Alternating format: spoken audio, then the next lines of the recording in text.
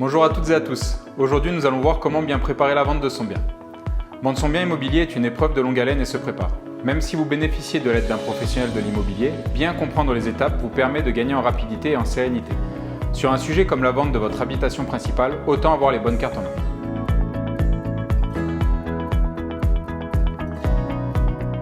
Définir vos objectifs, c'est comprendre pourquoi vous voulez vendre tout au long de votre projet immobilier.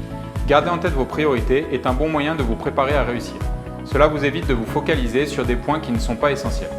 Quelles sont les raisons de votre vente? Une fois vendu, où irez-vous? Est-ce un projet à court, moyen ou long terme?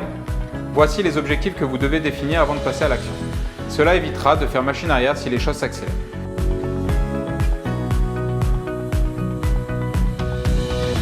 Maintenant vos objectifs définis, il est temps de passer à l'action. Commencez par faire réaliser les diagnostics obligatoires par un professionnel. Il s'agit du DPE, Diagnostic de performance énergétique, qui indique dans son texte le niveau de consommation énergétique de votre logement, et du dossier de diagnostic technique, DDT, qui rassemble tous les diagnostics de votre bien, qu'il s'agisse d'une maison individuelle, d'une maison ou d'un appartement en copropriété.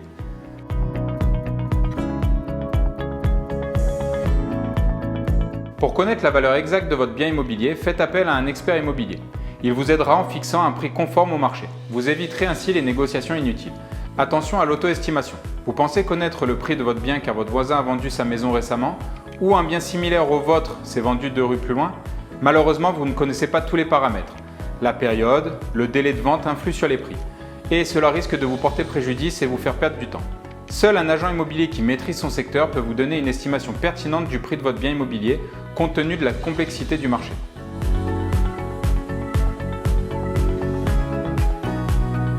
L'agent immobilier vous facilite la vie. Il s'occupe des visites, des formalités administratives. Il sait faire la différence entre les curieux et les acheteurs sérieux et évite ainsi de gaspiller votre temps. Optez pour un mandat exclusif. Personnellement, je suis contre les mandats simples. Pour la simple et bonne raison que cela discrédite votre bien et fait passer un mauvais message aux acquéreurs. Le mandat simple vous offre la possibilité de confier votre bien à plusieurs agences, mais au détriment de la qualité de service que vous auriez avec une agence unique. Les mandats simples rallongent les délais de vente, ce qui favorise la baisse du prix.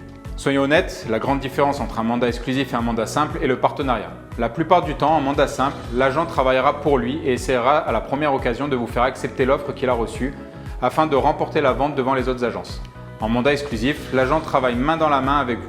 Tout est fait pour que cela soit gagnant-gagnant et vous faire profiter d'un service 5 étoiles afin de vendre dans les meilleures conditions.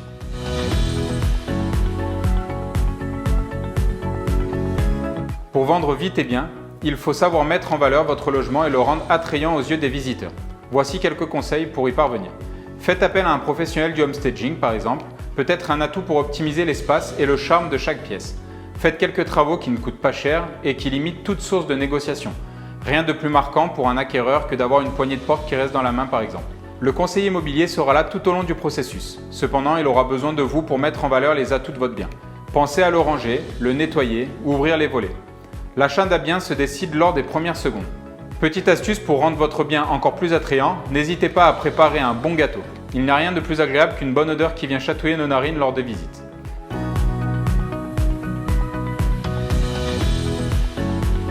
Il n'y a rien de plus frustrant pour votre agent immobilier que de se voir refuser une visite car l'heure ne vous convient pas. Certes, il doit vous prévenir le plus tôt possible, mais vous ne pouvez pas vous fermer à une visite de dernière minute, un soir ou un samedi par exemple. Même si cela est fatigant de devoir garder son bien impeccable pour d'éventuelles visites, il n'y a que de cette manière que la magie opérera.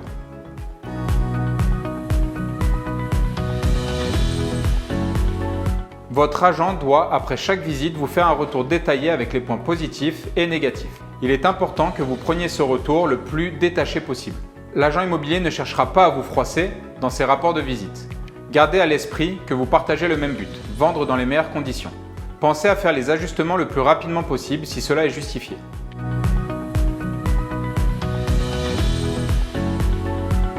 Ne pensez pas que l'offre la plus haute sera la meilleure. Prenez le temps d'analyser son dossier financier. Depuis la hausse des taux d'intérêt, beaucoup d'acheteurs ont perdu en pouvoir d'achat et ne sont pas forcément retournés voir leur banquier. Votre agent immobilier vous aidera dans ce labyrinthe et dans le doute, il n'hésitera pas à envoyer vos futurs acquéreurs chez un courtier afin de valider le plan de financement.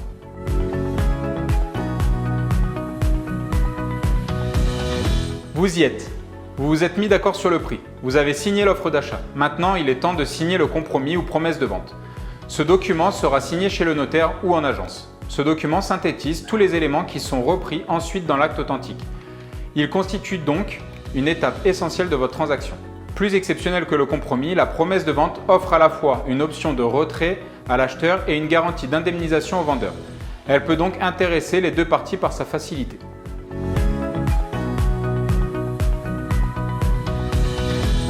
Une dernière visite du bien immobilier est prévue avant la signature finale chez le notaire. C'est l'occasion pour vous de vous assurer qu'il n'y a pas eu de problème depuis le compromis de vente. Vous en profitez aussi pour faire les relevés des compteurs. Point important, ne stoppez pas vos contrats, gaz, eau, électricité. C'est à votre acheteur de faire le nécessaire. Si les contrats sont arrêtés, il risque de payer des frais de remise en marche.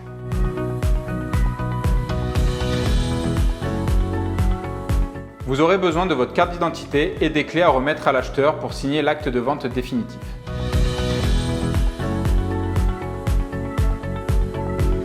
Vous réalisez une étape essentielle dans votre vie. Savourez-la et célébrez-la comme il convient. Voilà tout ce que j'avais envie de vous dire sur ces étapes qui vous aideront à vous préparer un maximum, mais gardez bien en tête qu'une vente immobilière peut vite devenir les montagnes russes. Faites-vous aider d'un professionnel qui vous accompagnera dans toutes ces étapes. Je vous laisse avec cette citation de Michael Aguilar. Pour un client, la première impression est toujours la bonne, surtout si elle est mauvaise. À bientôt.